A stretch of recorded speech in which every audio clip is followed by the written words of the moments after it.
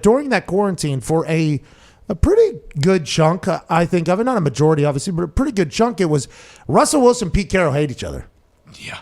Russell Wilson thinks the offensive line in Seattle stinks. Terrible. Russell Wilson's team, the chefs, the massage therapists, the cardio people, the strength people, the bike people, the weights people, the lawn people, the content people, Team 3 was not happy at all with the way this thing was going with Russell Wilson and the Seattle Seahawks. After, Shoddy gets fired out of there, his offensive coordinator, Pete Carroll, says there's philosophical differences, which is basically saying the way they want to run it is Russell Wilson. The way I'd like to run it is much differently than just Russell Wilson. Russell Wilson allegedly via his team wanted to be remembered as a top 5 quarterback of all time.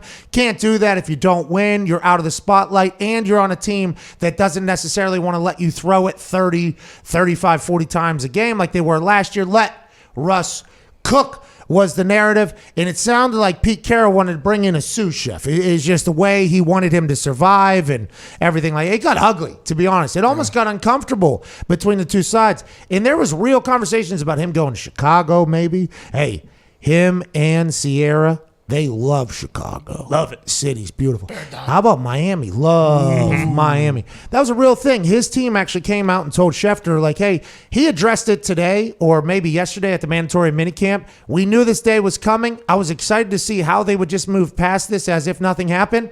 Kind of what happened in Russell Wilson's first really media appearance since the whole altercation. Can we run it?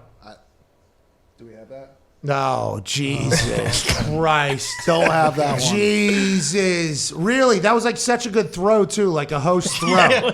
I did like the full fucking thing there. Russell Wilson basically acted like it didn't happen, though, by the way. He kind of just said. I have the quote here. Okay, no, don't need the quote. Let's get to the video because the way he was saying it was such Russell Wilson-like. Let me find it on Twitter here. But him having to address it, like knew this was going to happen because him and his offensive line and everything like that. He said he's talked to Pete Carroll every single day and it's not a problem at all, D-Bud. Your thoughts on this and how they roll out of it? Honestly, I think he wanted to get out of there. You saw the interview, him talking about him wanting more input in the roster and things like that. And it just didn't happen. So now, it's time to play football. So you got to come out as a quarterback, as a leader and say those things. And I'm sure he believes it. He's got to do that this year. And I think next year we probably revisit this whole thing again. But unless they go on and win it or go on and get close. But, I think he wanted to get out of it. It just didn't go down how he wanted it to. And the thing about him talking to Pete, and in this way, if I can find a clip of him talking, which I thought was going to be much easier to find. The thought of... No, the group text doesn't even have it. Obviously, everybody's busy. The thought of him saying, I've talked to Pete Carroll like every single day, he said. He's been back in the building. He looked very upbeat, standard Russell Wilson. He looked like standard upbeat Russell Wilson. Go Hawks. Here we go, go Hawks. And that's a great way to approach it, I think, if you're Russell Wilson, because if you move on, the quicker you move on, the quicker everybody else is going to move on. But the offensive line was buried publicly. And there's no way they can do like, they can't just, guys are trying to get paid. Guys are trying to win. Guys are trying to live their life. So it's not like a guy, especially at the offensive line position, is going to be like, hey, there you go. Go ahead and do what you got, or a lookout block or whatever, which obviously means that you don't touch the person and you have to scream, look out to whoever's behind you. And there's a lot of different ways that you can't do that in the NFL. But a quarterback and offensive line getting along is probably a good thing. Let's assume that they've patched that relationship and they're just going to move on. Did he personally come out and say that?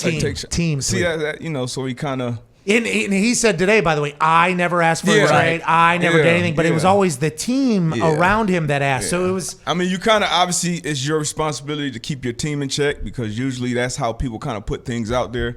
But at the same time, if you're a part of that O-line group, if you're shitty or not. And then you also know, hey, some of this is on you, Russ.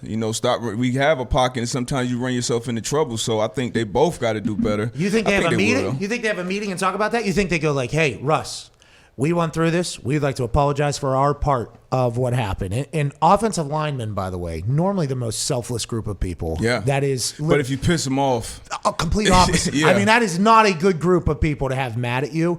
And Russ would probably, want them on his side. He was probably friends with them too. So I assume, like, even more so, like, whenever the offensive line hears the team three saying, like, they can't protect them, they can't do this, I assume it hurt even more. So I assume there's just a conversation you have, but it never came from us. Here's the video that we were referring to earlier. Good work back there finding it, everybody. The video, listen to the way he talks about this, because, we had to cover it every day because we're in the middle of a sports stoppage and it was happening. I think maybe sports were back at the time, but this was something that was very real. There was a meeting in North Dakota that happened between Chicago Bears and Seattle Seahawks, and an offer was made for Russell Wilson. The way this was handled by Russ here in his first time at a microphone, fucking Bob Ross art here. Listen to this thing. Listen to this. The reality was that a lot of people, there was a whole thing saying that I requested a trade. And that's just not true. I didn't request a trade, So I think everything kind of started from there. And then obviously tons of teams were calling. And I think that the reality was that I didn't really want to go anywhere else. I wanted to play in Seattle. But if I had to go somewhere, these are the teams I would go to. Oh, okay. Yeah. Fair. Okay, that makes sense. You know what I mean? Like that makes sense. I didn't want to go anywhere, but if I was, these are the cities I want to go. Cities here. And I didn't ask for a trade, by the way. My team might have. I did not. It just fucking beautiful work by Russell Wilson right there. Go ahead, Ty. So you do think that the stuff with his O-line squashed already? No. Okay, because I feel like that's something those guys aren't going to forget. When the season starts, though, it'll be over. And if they start, especially if they start winning and playing well, then it's like, who cares? But you think they still have some stuff they need to do to like work things out there, right? And I think, and Darius, we can follow right after this with either a correction or a agree statement. Confirmation, what I was looking for there. Oh yeah. There's nothing that can happen on the field. Mm-hmm. Because if you don't do your job well, you're not going to get paid. You're not going to win. You're not going to do that. It's just everything else. Like an offensive line, a quarterback, that needs to be pretty close. That's right? like a classic thing. Yeah. So I don't know if that has been fractured. I don't know. Camaraderie is important because you can do your job, but if you like the guy you're protecting, you play better. And you can watch football on Sundays. You can tell if that line sometimes likes the guy they're blocking for. By the way, Andy Dalton. Yeah, exactly. Dies. Yeah, that's like a real thing. Yeah, and by the way, that says a lot, not just think about the reaction to that Cowboys Andy Dalton kill shot. Now, Andy Dalton was new to the team. Dak had been hurt. Who knows why and how that whole thing happened. But think about the reflection of the entire culture of that place that we started, like every player basically. And now maybe the media didn't. They were like, Andy Dalton was hurt and nobody would touch him. It was like all ex-players, though, they're in media were immediately like, there should have been something right there. Yeah. That was a reflection on the entire culture, I think. Yeah. Now, I don't know if that will ever happen with Russell in the offensive line, but that is something that you normally just assume if things are going to go well here, these two are going to be tight. And that's just something that has to happen. Russell Wilson seems like a guy who can kind of guide through anything and kind of maybe take it head on and say, hey, we made some mistakes. The team made some mistakes saying these things. I didn't know it was going to go publicly, which might be true, by the way. So I don't know. I think they can get over it. Some of it's on Russ too. Yeah. I don't think that's talked about enough.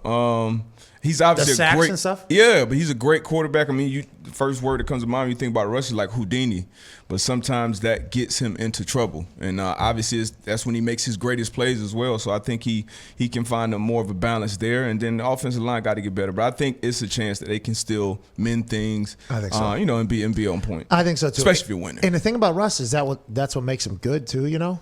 So there can be a world where it exists where he does get sacked and he still plays like he does, but the problem comes whenever his team calls out other people for his style of play, what makes him great kind of affecting him. You know what I mean? So is his team not understand football? Whoa. I wouldn't say that.